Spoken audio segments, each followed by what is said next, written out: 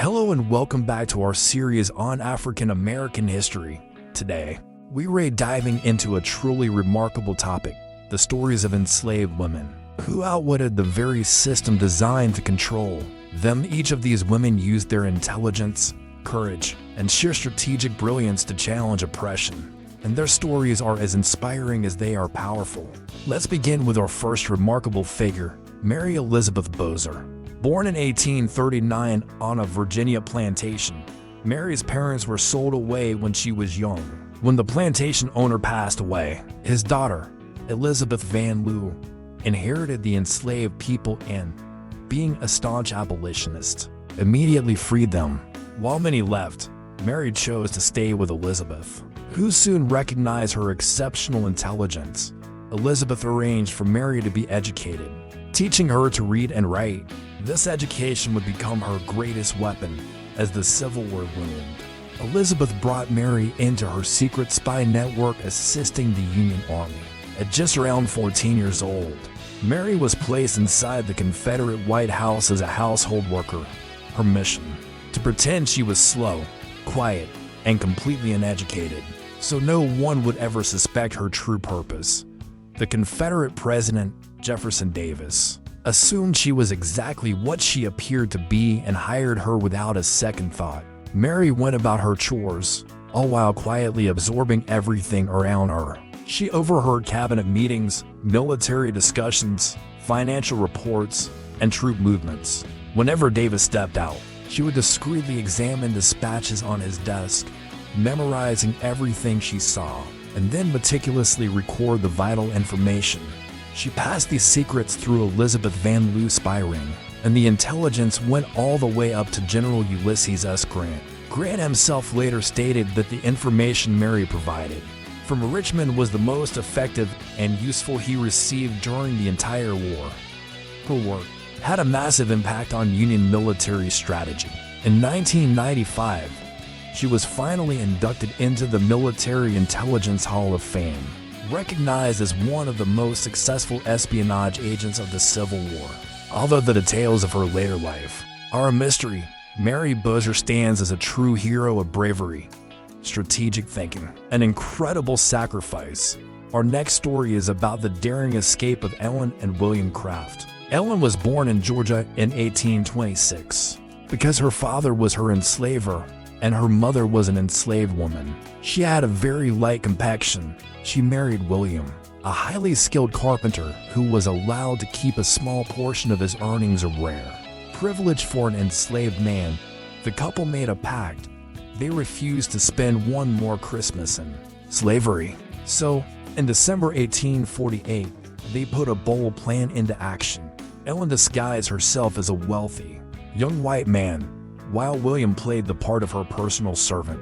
Using the money they had painstakingly saved, they bought first-class tickets for trains and steamboats, traveling openly right through the heart of the South. Ellen's disguise was so convincing that she was even invited to dine with the captain of a steamboat.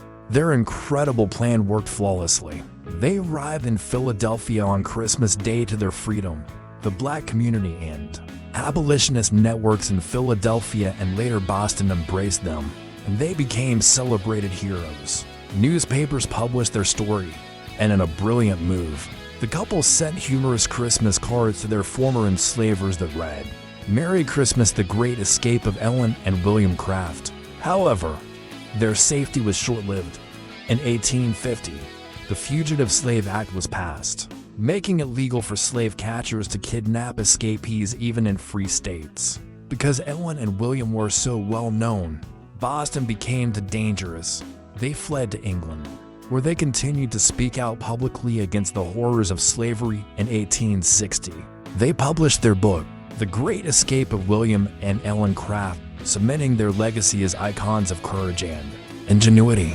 These stories remind us that even in the face of unimaginable oppression, the human spirit can find ways to resist, to fight, and to triumph. Thanks for watching, and be sure to subscribe for more incredible stories from history.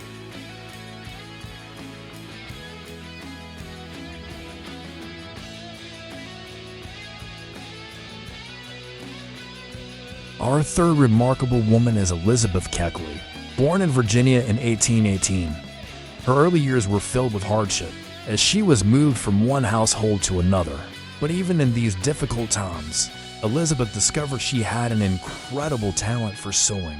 Her skill became so well known that, even while enslaved, she built a loyal clientele of prominent women who admired her work. Through years of dedication, and with financial help from customers who believed in her, Elizabeth eventually purchased freedom for herself and her son. By 1860, she moved to Washington, D.C., and opened a successful dressmaking shop. Her talent quickly got noticed, and soon she was designated gowns for the most influential women in the capital, including the First Lady, Mary Todd Lincoln. Elizabeth even created the gown Mrs. Lincoln wore to the president's second inaugural ball. But her success didn't make her forget others. She founded the Contraband Relief Association, an organization that provided food, clothing, and shelter for formerly enslaved families arriving in Washington. Despite later controversies surrounding a book published under her name, Elizabeth Keckley's legacy is one of resilience, dignity, and a deep commitment to her community. Next, we highlight Harriet Robinson Scott. Born in Virginia in 1820, as a teenager, she was taken to the Free Territory of Minnesota, where she met and married Dred Scott. The couple eventually ended up in St. Louis, Missouri. After their enslaver passed away, his widow continued to collect their wages. In 1846, Harriet decided to fight back. She petitioned the court for her freedom, arguing that her time in free territories made her legally free. Dred filed a similar petition, and their cases were combined into the famous Dred Scott v. Sanford case. The case went all the way to the Supreme Court, which in 1857 delivered a devastating ruling against them. But hope was not lost. Shortly after, a man named Taylor Blow purchased the Scott family and immediately set them free. Harriet lived the rest of her life as a free woman, working to support her children and build a stable home. Today, her story stands as a powerful example of determination and an unwavering belief in the right to freedom. Finally, we celebrate Mary Ellen Pleasant, born in Georgia in 1814.